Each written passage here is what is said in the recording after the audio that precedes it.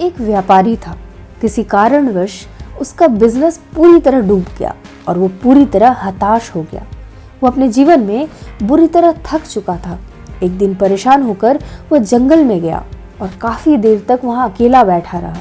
कुछ सोचकर भगवान से बोला, मैं हार चुका हूँ, मुझे कोई एक वजह बताइए, मैं क्यों ना हताश हूँ, मेरा सब कुछ खत्म हो चुका है।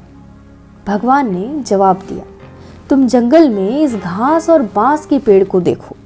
जब मैंने घास और इस बांस के बीज को लगाया, मैंने दोनों की देखभाल की, बराबर पानी दिया, बराबर प्रकाश दिया। घास बहुत जल्दी बड़ी होने लगी और इसने धरती को हरा भरा कर दिया, लेकिन बांस का बीज बड़ा नहीं हुआ। लेकिन मैंने बांस के लिए अपनी हिम्मत नहीं हारी। उस पर झाड़ियां आने लगी, लेकिन बांस का बीज वैसा के वैसा ही रहा। लेकिन मैंने फिर भी बांस के बीज के लिए हिम्मत नहीं हारी। तीसरे साल भी बांस के बीज में कोई वृद्धि नहीं हुई, लेकिन मैंने फिर भी हिम्मत नहीं हारी।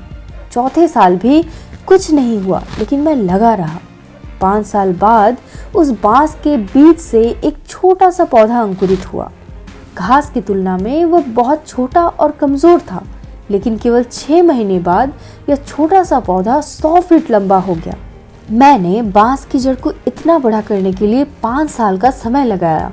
इन 5 वर्षों में इसकी जड़ इतनी मजबूत हो गई कि 100 फीट ऊंचे बांस को संभाल सके।